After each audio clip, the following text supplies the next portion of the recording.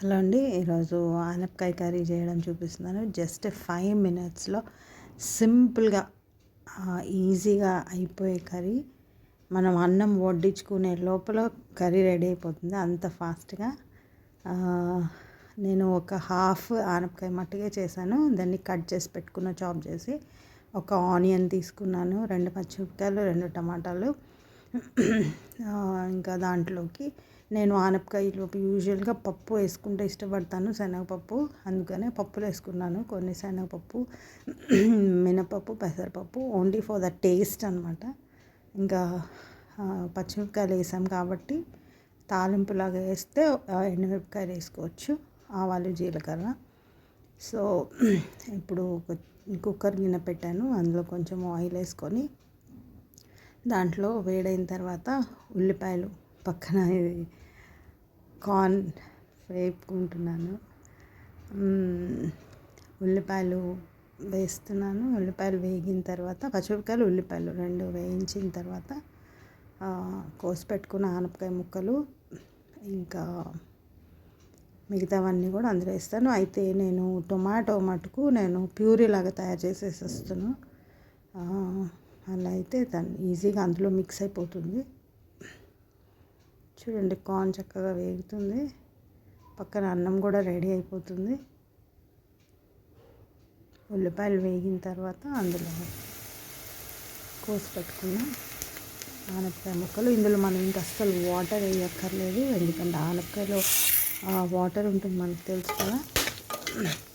ఇందులో మనం తీసి పెట్టుకున్న పప్పులు, ఎండుమిరపకాయ, కొంచెం ఆవాలు, జీలకర్ర వేసాను. అవి వేగిన తర్వాత ఇవి ఆనపకాయ ముక్కలు అందులో వేసేస్తున్నాను.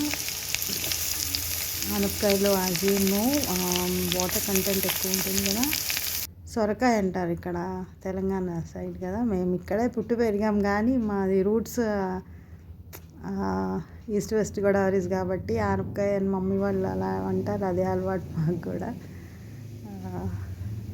సో 2 క్వార్టర్స్ స్పూన్,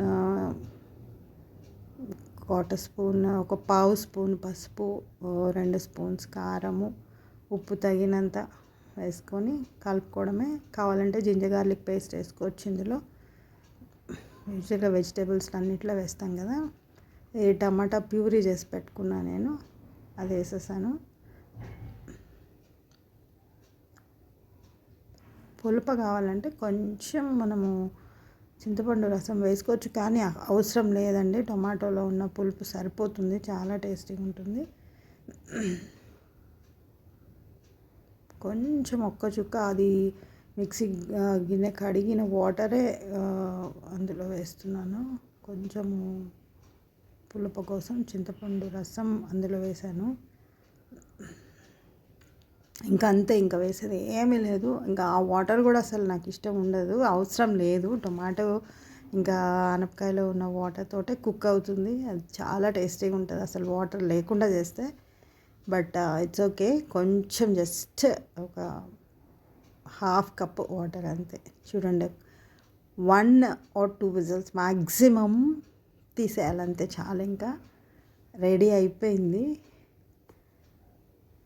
అన్నం. ఒక పక్కన కుక్ అయిపోతుంది, ఆల్మోస్ట్ కుక్ అయిన అన్నంలోకి కర్రీ రెడీగా ఉంది. 1 విజిల్ చాలు. అసలు మనం ఆ వాటర్ కంటెంట్, వాటర్ వేయకపోతే, హాఫ్ కప్పు కూడా వాటర్ వేయకపోతే 1 విజిల్ చాలు. యమ్మీ టేస్టీ ఆనపకాయ కర్రీ రెడీగా ఉంది. కొంచెం నెయ్యి వేసుకొని వేడి వేడి అన్నంలో తింటే అవసరం ఉంటుంది. చేసి చూడండి. See you in the next video.